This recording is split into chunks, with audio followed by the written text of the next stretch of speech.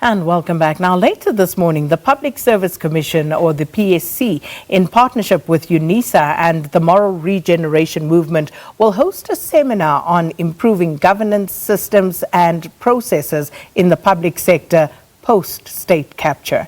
Now, the seminar will bring together law enforcement agencies and public servants to engage on a way forward in addressing all forms of fraud and corruption, including state capture.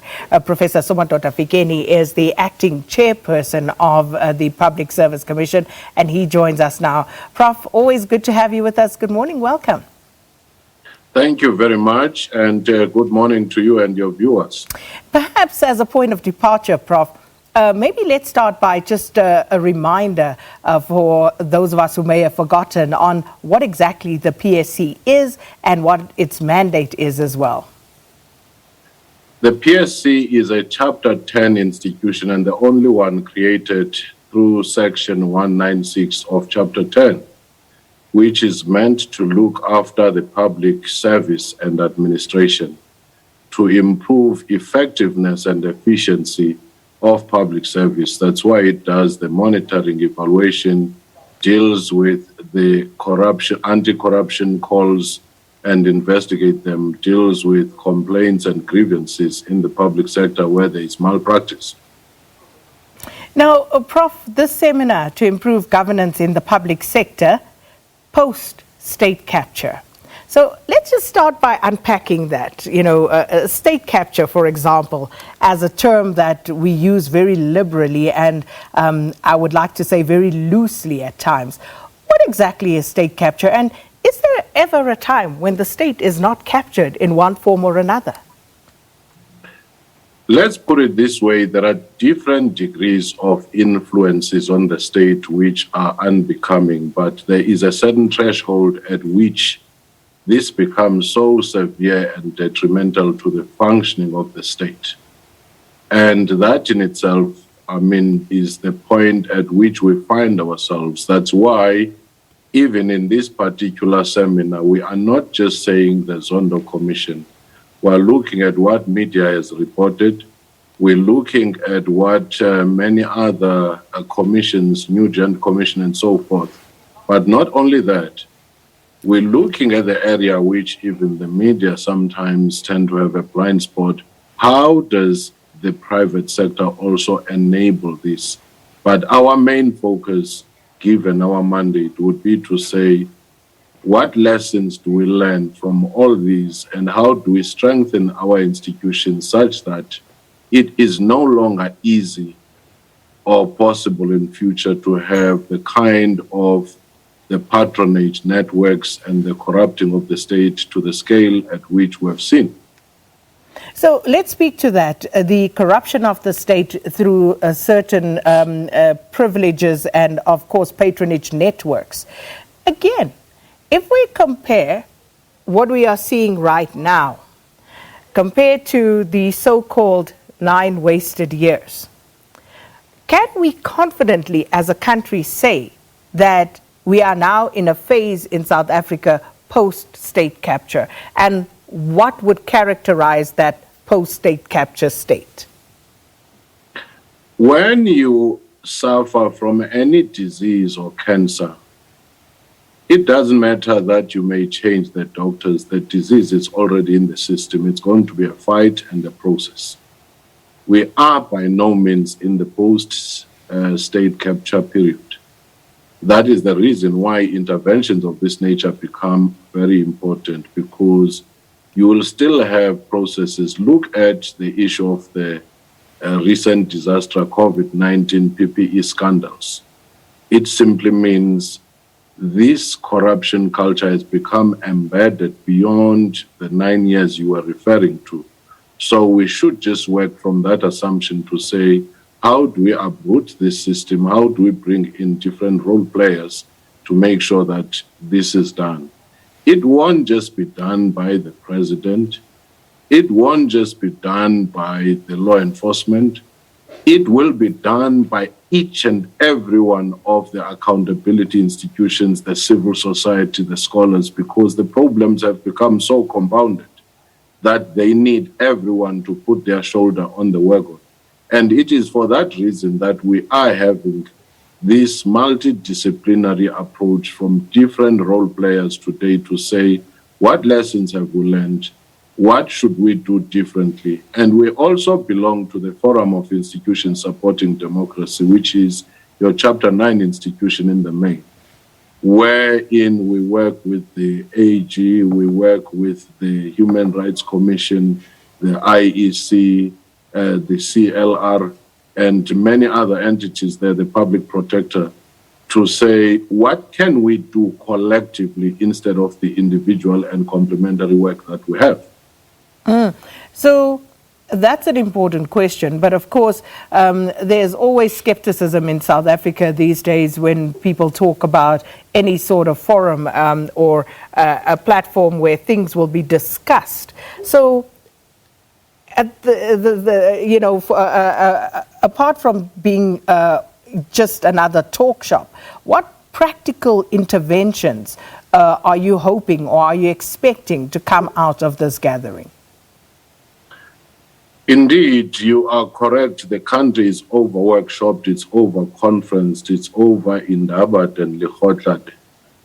And everyone has to be skeptical. That's why the PSC is starting from a point of saying, from now henceforth, seminars for the sake of seminars, where people talk, they network, and they leave, add little or no value.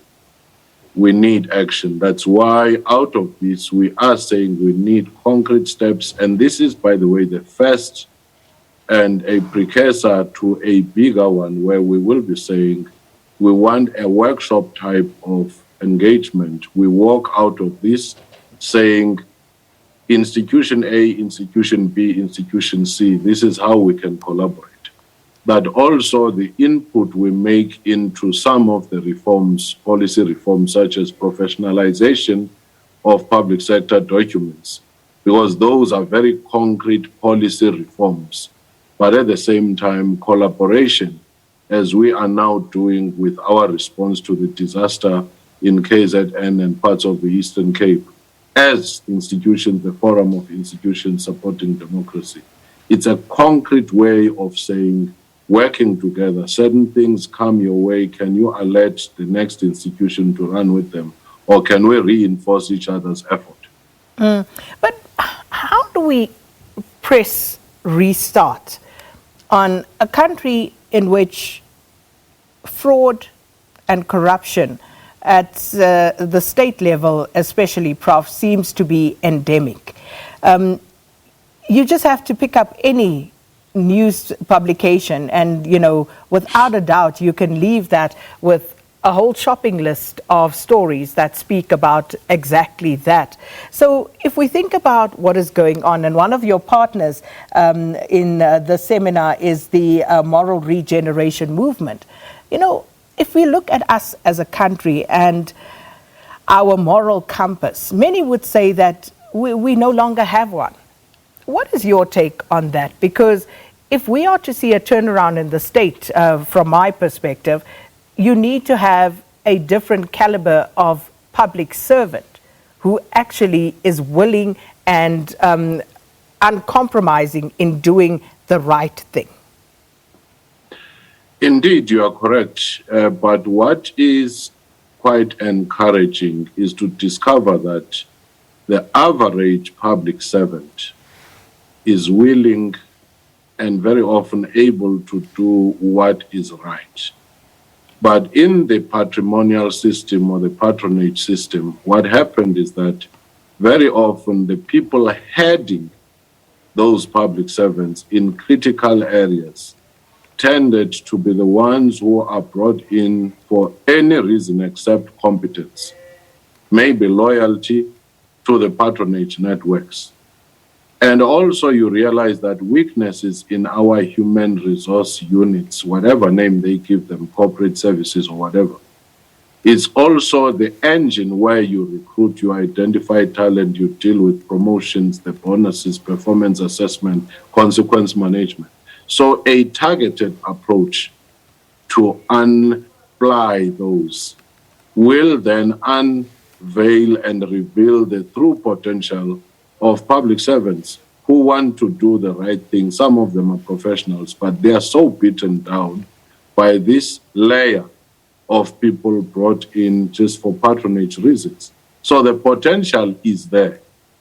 And it's a matter of making sure that you make that potential to realize whatever capacity it has, and also to remove the frustrating layers of, patronage. But also you need to manage very carefully the political administrative interface, such that such interface is what the Constitution meant it to be, rather than interference and corrosive relationship.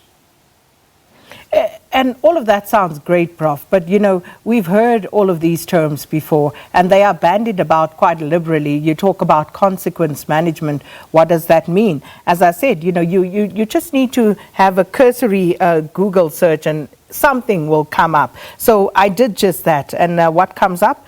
Cabinet members exceed generous spending cap on state vehicles. Of the country's 59 ministers and deputy ministers, 22 have bought a new vehicle since March 2019, collectively spending 19 million.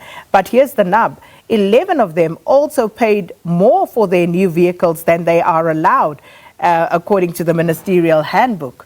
Consequence management? Yes, indeed, you do need at all levels, even though the PSC only deal with public service, not the executive authorities. But you're making a point to say, leaders, there is a book I'm reading now which says leaders eat last, strategy of leadership. That you lead by example. And therefore it is clear that those at the very top should hold each other accountable. And they should know that a country with such high levels of unemployment, a country with such high levels of inequality, branded as the first in the world in terms of inequality, we ought to be very, very careful on what we display, the conspicuous exhibition of this indulgence, because that's what ultimately adds into frustration and anger on top of the corruption reports which are coming. And people should not be saying, but in the private sector, but elsewhere and so forth. If you are in the space of public service, it becomes very important to say, what example do I lead by? And hold colleagues accountable in that sense. I think it is key. And the same for public service. We cannot say, for example, some years public servants should be modest in this, or there are fiscal challenges, therefore salaries will not be increased. And then we do things that demonstrate the opposite. It is key that the example set, but more important, this country needs a moral code. We need to press a reset button to say something has gone fundamentally wrong. We are not where we were in 1994 at the dawn of our democracy, and we're not where we intended to be. We've taken a detour. Prof, unfortunately, our time is up, and I have to acknowledge that that Google search, the article I was reading from was from the City Press. But that, I guess, as you say, Prof, rightly, just illustrates what the problem is in the main, because I remember speaking to someone a while back, a minister, asking about exactly that cascading of whatever the rot may be. And they said it's difficult to go down to public servants and ask them to do the right thing, because they inevitably point out to you what is being done wrongly at the top. But that's all we have time for this morning, Prof. Hope it goes well, and hopefully we'll be able to check in with you again. But that's where we'll leave it for this morning. Professor Somadoda Fikeni is acting chairperson of the Public Service Commission, speaking to us about an upcoming seminar that they will be having in partnership with UNISA and the Moral Regeneration Commission. Let's take a quick break before headline news.